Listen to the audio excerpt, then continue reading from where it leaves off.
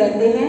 हर जगह पे आप देखोगे तो यहाँ पे प्रगट शब्द आया है, प्रगट, वे प्रगट्यो मर्द अगमड़ा। इवन गुरु ग्रंथ साहिब जी को भी हम प्रगट होना कहते हैं, खालसा पंथ को भी हम प्रगट होना कहते हैं। तो पहले मुझे ये बच्चे ये बताएं कि गुरु साहब का ये प्रगट दिवस, ये प्रकाश कहाँ हुआ था? वेरी गुड, किसने बोला? 2 जनों। पटना शहर, पटना शहर में इनका प्रकाश हुआ था जब उनके पिताजी तेग बहादुर साहब जी और उनका पूरा काफिला आसाम की तरफ जब सिक्खी के प्रचार के लिए जा रहा था, तब इलाहाबाद में जो त्रिवेणी संगम है वहाँ पे पता चला कि गुरु साहब का प्रकाश होने वाला है। तो वो उनको अपने साथ में अब नहीं लेके गए, पटना शहर में छोड़ के और फिर आगे वो तेग बहादुर जी प्रचार के लिए चले गए। अभी प्रकाश पुरब की तो हमको सबकी कथा पता है। गुरु गोविंद सिंह जी के इतिहास के बारे में तुमने खुद, क्योंकि जहाँ वो प्रकाश करते हैं या जहाँ उनकी इबादत भक्ति शुरू होती है तो वो सारी खत्म कहाँ पे होती है? शहादत पे आके, इबादत से लेके शहादत तक। तो बिना शहादत की बात किए हुए हम इबादत की बात भी पूरी नहीं कर सकते।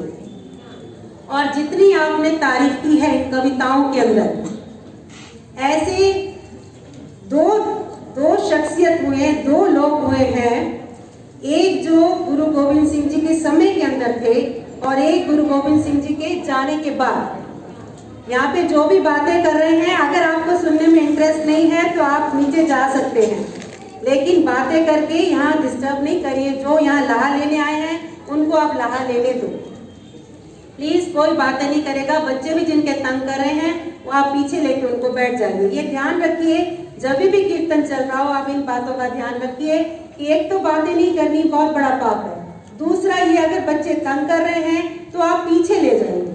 इतनी हाथ जोड़ के बेनती है। औरंगजेब का दरबार लगा हुआ है।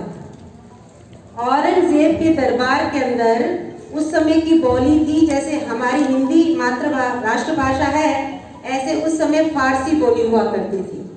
अब वहां से औरंगजेब ने खलीफे को, खलीफा होता है जैसे क्रिश्चियन के अंदर पॉप होता है बड़ा, ऐसे इस्लाम धर्म में उसको खलीफा कहते हैं, जो मक्के मदीने का खलीफा था।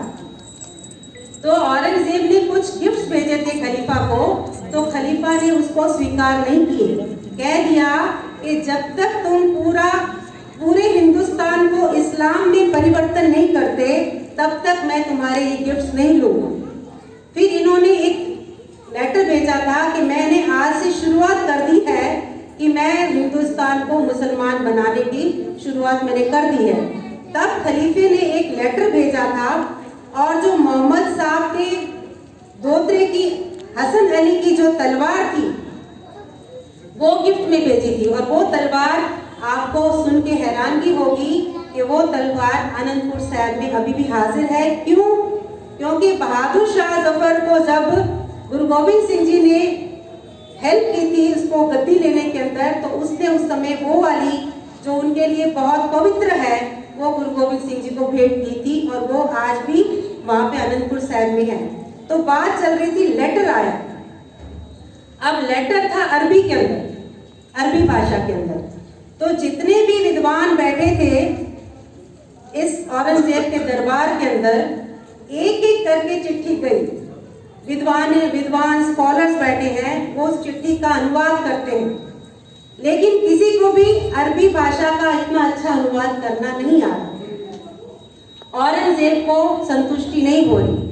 अब वो लेटर घूमते घूमते एक जने के पास गया, एक विद्वान के पास, और उस विद्वान ने उस लेटर का इतनी अच्छी तरह से ट्रांसलेशन किया कि औरंगजेब जमीन को हाथ लगा के बोलता अल्लाह कुव्वत अल्लाह, इतना सुंदर ट्रांसलेशन। और बाजू में अपने जो उनके बाजू में काजी बैठा था वहाबुद्दीन, उसको पूछते कि ये कौन है। तो उसने जब नाम लिया, नाम पता क्या था? नंदलाल। नंदलाल नंदलाल स्कॉलर था, विद्वान था। नंदलाल कहा, नंदलाल इतना बड़ा विद्वान और मुसलमान नहीं? कहते कल फिर से इसको बुलाओ। कुरान की आयतों का हम इसका फिर से एक बार ट्रांसलेशन करवाएंगे। दूसरे दिन जैसे हम अपनी पोथी गुरु ग्रंथ साहब खोलते हैं तो जो भी सामने हुक्मनामा आया हम पढ़ते हैं, ऐसे ही उसने जब कुरान मुकद्दस कुरान को खोला तो उसमें सूरा बकर की आयत आई, 196 नंबर की आयत। उसका ट्रांसलेशन जब इसने किया कि मोहम्मद साहब कहते हैं कि ए मुसलमान, तू चाहे कितनी भी ज़ारत कर ले, तू कितनी भी हज कर ले, लेकिन तेरी सारी तीरथ हम तीरथ कहते हैं, वो हज ज़ारत कहते हैं, ये तेरी तभी कबूल होगी जब तेरे केस, उस समय तू केसों का कत्ल नहीं करेगा।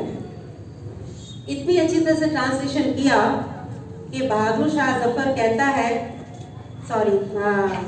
औरंगजेब कहता है कि इस विद्वान को 7 दिनों के अंदर या तो मुसलमान बनाओ और या फिर इसका कत्ल करो। अब ये जो विद्वान था नंदलाल, ये नंदलाल जो मुअज्जम, शहजादा मुअज्जम यानी कि जो बाद में बहादुर शाह जफर बना, उसको फारसी अरबी की शिक्षा देने आते थे।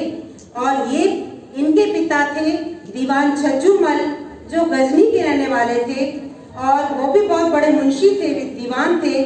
फिर ये मुल्तान में आए जब पिता का देहांत हो गया, मुल्तान में मुंशीगिरी की। फिर इनकी जो पत्नी थी वो सिख धर्म में से थी। ऐसा होता था पहले कि हिंदुओं के साथ में सिखों की बच्चियों का ब्याह होता था, तो वो वाणी पढ़ती थी। तो जब वाणी सुनते थे तो ये थोड़े से इनके ऊपर असर हुई थी सिखी की। फिर ये एक बार यात्रा करने, मुंशी की सेवा छोड़ के यात्रा करने हरमंदिर साहब भी आए। फिर एक बार अनंतपुर साहब भी दर्शन करने आए, तब गुरु तेग बहादुर जी का समय था। फिर ये जब अब आगरे या दिल्ली के अंदर जब यहाँ पे इनको दीवान की नौकरी मिली और ऐसा हुक्म जारी हुआ, तो जब सुबह ये पढ़ाने आए तो ज़ेबल नसा जो औरंगजेब की बेटी थी, इसने अपने भाई को कहा कि ऐसा ऐसा फरमान पिताजी ने जारी किया है, अब्बा हुजूर ने, जो तेरे उस्ताद हैं, जो तेरे टीचर हैं, इसको या तो मुसलमान बना दिया जाएगा या इसका कत्ल कर दिया जाएगा। अब नंदलाल जी घबराए, मौसम से कहते हैं कि मुझ कुछ ऐसा करो कि मेरा धर्म भी बच जाए और मेरी जान भी बच जाए। तब उस मौसम ने, जो बहादुर शाह जफर बना, उसने पता क्या जवाब दिया? कहता, मेरे पिता के खौफ से अगर कोई दुनिया के अंदर तुम्हें बचा सकता है, या मेरा पिता जिसके पास पहुंच नहीं सकता, वैसी सिर्फ एक ही जगह है और वो है अनंतपुरी, और वो जहाँ गुरु गोविंद सिंह जी साहब बसते हैं। फिर इसके साथ में एक घोड़सवार भेजा गया अब्दुल नाम का, जो इनको अनंतपुर साहब छोड़ के आया। जान बचाने के लिए वहां गए थे, लेकिन जब गुरु गोविंद सिंह जी के दर्शन किए तो उनकी जुल्फों के ऊपर दोनों लोग मारने की इन्होंने उस समय गजलें बोली। बाद में इनको, मैं शॉर्ट में कर रही हूँ, इनको बर्तन की सेवा दी गई। बर्तन की सेवा इसलिए कि अपने बहुत बड़े विद्वान थे, तो ये ना उनके अंदर अहंकार आ जाए कि भाई मेरे में विद्वता बड़ी है। और अहंकार को मिटाने के लिए सबसे बड़ी सेवा होती है संगत के बर्तन मांजने, जोड़े जाड़ने या लंगर की सेवा करना, ताकि पता चले कि मैं कुछ नहीं। आपको पता हो, जो हम बोलते हैं नासरो मंसूर गुरु गोविंद सिंह, इज दी मंजूर गुरु गोविंद सिंह, ऐसे 55 जो शेर हैं वो किसने लिखे हैं? भाई नंदलाल जी ने। 55 शेर सिर्फ और सिर्फ गुरु गोविंद सिंह जी के सिफत के अंदर, और उसके अंदर ये शेर ये भाई नंदलाल जी की और भाई गुरदास जी की जो वारे हैं, इनको कीर्तन रूप में गाने के लिए हरमंदिर साहब या किसी भी गुरुद्वारे के अंदर इजाजत है। तो ऐसे नंदलाल जी हुए हैं जिन्होंने तारीफ इतनी की और हमेशा के लिए गुरु गोविंद सिंह जी के वहाँ बस गए और अपनी जान तक निछावर करने के लिए तैयार रहते थे। और हमेशा उनकी आखिरी इच्छा भी यही थी, जब गुरु महाराज ने उनको पूछा, उनकी बंदगी नामा, रहतनामा, ऐसी कई सारे लिखते हैं जो अपने पंथ के पास हैं। जब आखिरी इच्छा पूछी कि तुम क्या चाहते हो, तो पता उन्होंने क्या कहा कि अगर वैसे तो सब कुछ आपका दिया हुआ, लेकिन अगर रूठे हो तो तो मेरे मरने के बाद जो मेरी खाक है ना, खाक जो भस्म होती है, कि उस भस्म को तो इतनी कृपा करना कि वो दर दर ना उड़े, ये हवा को मना कर देना कि वो मेरी भस्म को उड़ा के मत लेके जाए। अगर लेके भी जानी है तो तेरी संगत के चरणों से होती हुई वो तेरे चरणों में आके गिरे। ऐसी मेरी आखिरी इच्छा है कि मैं दर दर ना भटकूं, मर के भी दर दर ना भटकूं, मैं तेरी संगत की खाक बनूं या तेरे चरणों में आके रुकूं। ये थे भाई नंदलाल जी, जिन्होंने जीते जी गुरु गोविंद सिंह जी की होंद के अंदर उनकी इतनी सिफतें तारीफें लिखी।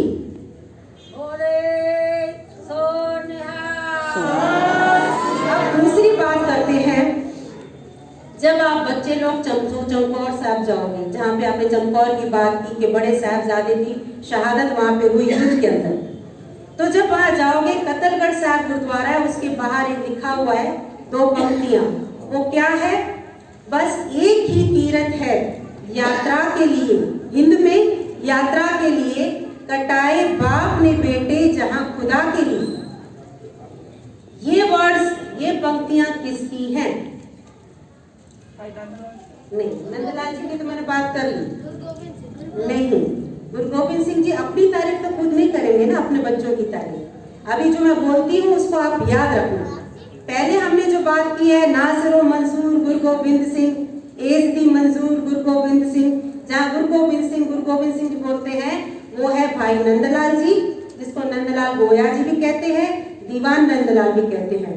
लेकिन एक दूसरे हुए हैं मुसलमान अल्लाह यार खान, उनका नाम है अल्लाह यार खान, और ये 20वीं सदी के अंदर हुए हैं। इनका जन्म 1870 के अंदर हुआ था। इनका अकाल चलाना 1956 में, जब पार्टीशन हुआ हिंदुस्तान पाकिस्तान का, उसके बाद में हुआ। ये मुसलमान, इनका नाम के आगे तखल्लुस लगता है शेख का, सैयद का, हकीम का, जोगी का, जोगी अल्लाह यार खान। इन्होंने जो शहादतें चमकौर साहब में हुई, जो शहादत सरहंद में फतेहगढ़ साहब हुई, माता गुजरी के साथ में हुई, इनकी इन्होंने कविताएं लिखी। और ये अल्लाह यार खान ऐसे एक सवाल करते हैं कि ऐ दुनिया के लोगों मुझे ये बताओ कि अगर गुरु गोविंद सिंह जी ना होते तो क्या होता। अभी हिंदुस्तान वाले होंगे, जैसे बुल्ले शाह बोलते हैं, ना कहूँ अब की ना कहूँ तब की, सुन्नत होती सबकी अगर ना होते गुरु गोविंद सिंह। और इसके आगे ये क्या बोलते हैं अल्लाह यार खान, करतार की सौगंध है, नानक की कसम है, जितनी भी हो गोविंद की वो तारीफ कम है। ये अल्लाह यार खान योगी एक मुसलमान सैयद शेख हुए, और इन्होंने जब ऐसा सवाल किया तो इनको संतुष्टि नहीं हुई कि सुन्नत होती सबकी। इन्होंने फिर क्या कहा कि यकूब को यूसुफ के बिछड़ने ने रुलाया। अब आप कहोगे ये यकूब और यूसुफ कौन है? प्रॉफिट ऑफ इब्राहिम, इसको पढ़ोगे तो उसकी 18वीं पीढ़ी के अंदर आते हैं यकूब। ये इस्लाम धर्म के 8वीं गद्दी वाले हैं, और इनके परिवार में कुछ ऐसी बात हुई कि यकूब का बेटा यूसुफ, इनको अलग अलग हो जाना पड़ा। एक का राज यहाँ और एक का राज कहीं और, बाप बेटा अलग हो गए। और 18 साल के बाद में जब मिले दोनों बाप बेटा, पहले 18 साल बाप ने बेटे को देखा नहीं, और 18 साल बाद जब मिलन हुआ तो बाप देखने लायक रहा नहीं, क्योंकि रो रो के यकूब की आंखें की जो रोशनी थी वो खत्म हो चुकी थी। तो अल्लाह यार खान लिखते हैं, यकूब को यूसुफ के बिछड़ने ने रुलाया, कटा के पिसर 4 आंसू एक न बहाया। गुरु गोविंद सिंह जी के लिए कि अपने पिसर यानी कि 4 बेटे कटाकर एक आंसू भी नहीं बहाया। फिर वो आगे लिखता है कि अगर राम और दशरथ की बात ले लो तो तो दशरथ को पता है कि राम ने 14 साल के वनवास के बाद में वापस आ जाना है, साथ में सीता भी है और भाई लक्ष्मण भी है। लेकिन दशरथ ये विरहा, ये बिछोड़ा सहन न कर सका और उस बिछोड़े के अंदर ही दशरथ ने अपनी जान दे दी। फिर वो बताता है कि कृष्ण को ले लो या अर्जुन को ले लो। जो कुरुक्षेत्र के अंदर जो महाभारत हुई उसके अंदर अर्जुन ने अपने जो धनुष बाण था वो नीचे छोड़ दिया था लड़ते लड़ते। क्यों? क्योंकि उसका बेटा अभिमन्यु मारा गया था, चक्रव्यूह में से उसको निकलना नहीं आया और उसकी मौत हो गई। बेटे की मौत को वो सहार नहीं सका, उसने कह दिया मुझसे युद्ध नहीं हो। और तब कृष्ण ने क्या किया? गीता रची। गीता के उपदेश देके, बहन जी मत्था टको, गीता के उपदेश देके वो कहता है कि कटवार ये शिष्य श्यामने यानी कि शिष्य, जो चेले हैं, जो उसके नीचे उसके जो शिष्य है, स्टूडेंट्स हैं, कटवार ये शिष्य श्याम ने गीता को सुनाकर रूह फूंक दी गोविंद ने औलाद कटाकर। उसने कौम के अंदर रूह फूंक दी, अपने बच्चे कटा के, औलाद कटाकर। फिर द्रोणाचार्य की बात करता है। कृष्ण के अपने बच्चे तो महाभारत में लड़े नहीं थे, लोगों के उसने औलादें मरवा दी और गीता का उपदेश देके। देखिए, मैं किसी धर्म को की निंदा नहीं करती, लेकिन ये कौन बोल रहा है? अल्लाह यार खान बोल रहा है कि भी वो जो बोल रहा है वो मैं आपको बता रही हूँ। द्रोणाचार्य की बात करो। द्रोणाचार्य, कृष्ण जानते थे कि जब तक द्रोणाचार्य सामने कौरवों की पक्ष में है तब तक हम युद्ध नहीं जीत सकते। द्रोणाचार्य का पुत्र था अश्वत्थामा। अब रण की नीति है कि आप झूठ भी नहीं बोल सकते। अब कृष्ण ने रणनीति क्या की? उसने अश्वत्थामा नाम का एक हाथी बनाया जिसके सिर के ऊपर नाम लिखा अश्वत्थामा, और फिर सबको कहा कि इसको इतने तीर मारो कि ये मर जाए। और जब अश्वत्थामा मर गया तो जोर जोर से ढिंढोरा नगाड़े पीटे गए, अश्वत्थामा मर गया, अश्वत्थामा मर गया। और अश्वत्थामा मर गया सुन के जो द्रोणाचार्य थे उनकी जान निकल गई। अब वो ये कहता है कि देखो, अब आप राणा प्रताप की बात करोगे तो राणा प्रताप भी अपने बच्चों की भूख नहीं देख सका था, उसने अपनी जान दे दी थी। इतिहास के अंदर वो कहता है कि अगर गुरु गोविंद सिंह जी ना होते, इस धर्म की दुनिया के अंदर, धर्म के इतिहास के अंदर अगर गुरु गोविंद सिंह इतिहास में ना होते तो एक भी मिसाल, एक भी एग्जाम्पल ऐसी नहीं होनी थी। जो वो कहता है, मैं देख रहा हूँ पहला बेटा बाबा अजीत सिंह जी, वो शहीद हो चुके हैं।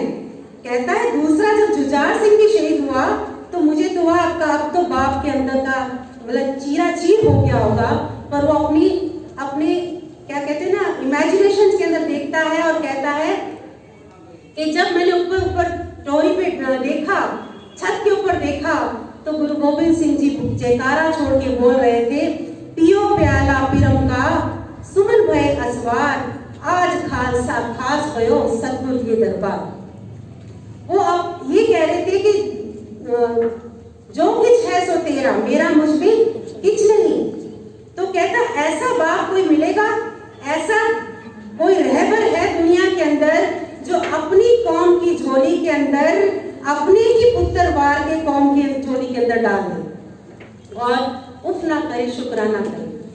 तो ये अल्लाह यार खान है जिसने, और आज भी आप अगर शहादत के किसी भी समागम में जाओगे तो बिना अल्लाह यार खान की शेरों के वो शहादत अधूरी लगती है।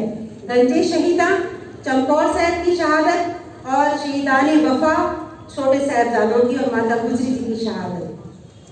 जो मेन बात अब मैं आपसे शेयर करना चाहती हूँ वो ये है कि इस्लाम मुसलमान था, तो जब मुसलमान था उसने 1913 और 1915 के अंदर ये दोनों लिखतें दुनिया के अंदर छापी, तो इस्लाम धर्म इसके ऊपर बहुत गुस्से हो गया और जाके काजी ने कहा कि तू एक बार लिख दे कि जो कुछ मैंने लिखा है वो मैंने झूठ लिखा है।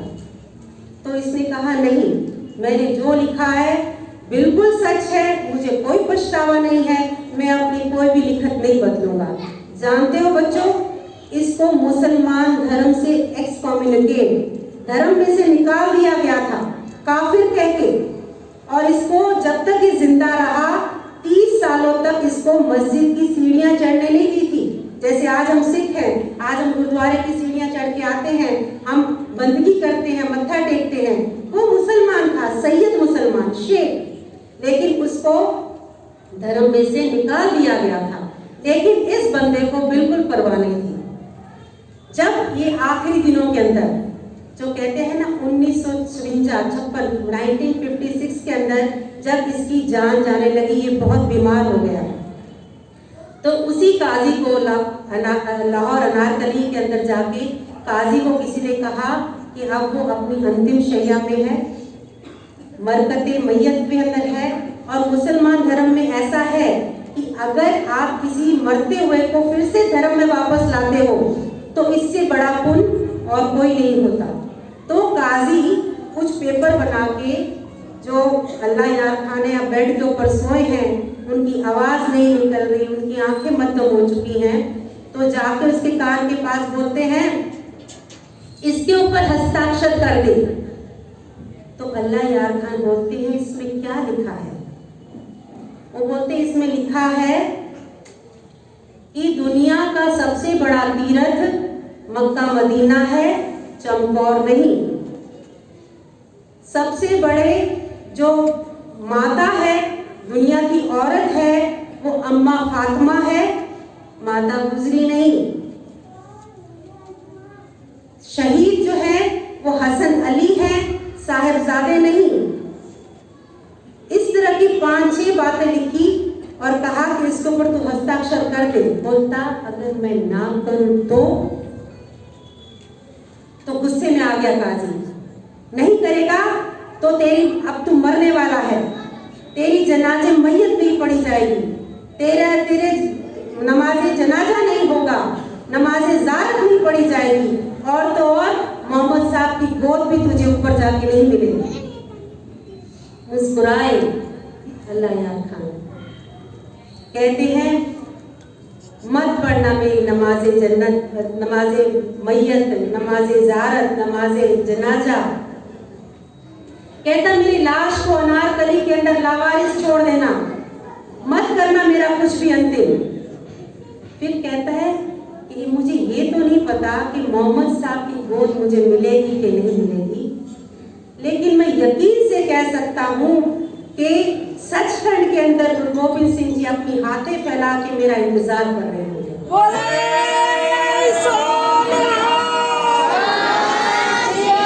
उनकी गोद मुझे जरूर मिलेगी, मुझे विश्वास है।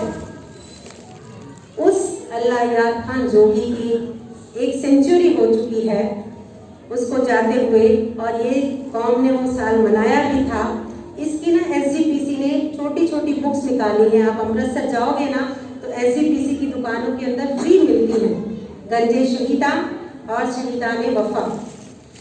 इनको पढ़ो, इनका जीवन पढ़ो कि कैसे एक मुसलमान होके अगर वो गुरु गोविंद सिंह जी की इतनी तारीफें करता है और उसको उसके धर्म में से निकाला भी जाता है, लेकिन उसको जरा भी इस बात का दुख नहीं होता कि मैंने जो लिखा है, कहता मैंने बिल्कुल सच लिखा है। तो ऐसे देखो, सिर्फ गुरु गोविंद सिंह जी का जीवन हम पढ़े, उनकी जो परिवार सरबंसदानी है, उसके अलावा ऐसे उनके इर्द गिर्द बहुत सारे लोग हैं। जैसे जन्म के टाइम पे गए थे कौन, भीखन शाह, उनका जीवन आप YouTube में जाके सब देखना बच्चों। भीखन शाह, फिर बदरुद्दीन, शेख बदरुद्दीन जिसको हम बुद्धू शाह भी कहते हैं। बुद्धू शाह ने किस तरह से अपने बेटे कुर्बान किए, किस तरह से उनकी जो वाइफ थी, जो बेगम थी नसीरा, उसका क्या रोल है, उस नसीरा के सैद खान करके भाई, उसका क्या रोल है। इस तरह से कई लोग हैं जो गुरु गोविंद सिंह जी के साथ जुड़े हुए हैं, जिन्होंने गुरु गोविंद सिंह जी के ऊपर एक मुसलमान होके, कोई हिंदू होके कुर्बान किया है अपने आप को, अपने परिवार को। मुमताज बेगम ले लो, जो भट्टा साहब आप जाते हो रोपड़, उसका क्या इतिहास है। ये सारा इतिहास आप बच्चों को जरूर पता होना चाहिए। और ये सब आजकल यूट्यूब के अंदर, गूगल के अंदर है। तुम जब भी फ्री होते हो, आजकल फिर से ऑनलाइन क्लासेस हो गई हैं, तो जब फ्री होते हो तो यूट्यूब में जाके ये सब सुनो। पढ़ना नहीं आता अभी कोई बात नहीं, यूट्यूब के अंदर सुनाया जाता है, उसको सुन के इतिहास तैयार करो। और जब भी आप अब सामने आते हो स्टेज के अंदर, तो एक नया टॉपिक लेके आओ, ताकि जो हमारे जैसे जिनको कुछ नहीं पता, इनमें से कई लोग ऐसे हैं जिनको नहीं पता होगा इतिहास, तो आप बच्चे अब फर्ज बन के, जो माँ बाप को आपको सिखाना चाहिए था, अब आप बच्चे अपने माँ बाप को, अपने बड़ों को सिखाओ कि देखो ये हमारा इतिहास है। आप बच्चों को एक बार फिर से बहुत बहुत आशीर्वाद, आशीषें, चढ़ती कला हो। आप इसी तरह से आगे बढ़ते रहो, अपने इतिहास के साथ जुड़े रहो, क्योंकि जो कौम अपना इतिहास जुड़ जाती है उसकी फिर चढ़ती कला नहीं रहती। तो हम चाहते हैं सिक्खी की चढ़ती कला हमेशा बनी रहे। भूलो चुकों की क्षमा। वाहिगुरु जी का खालसा, वाहिगुरु जी की फतेह।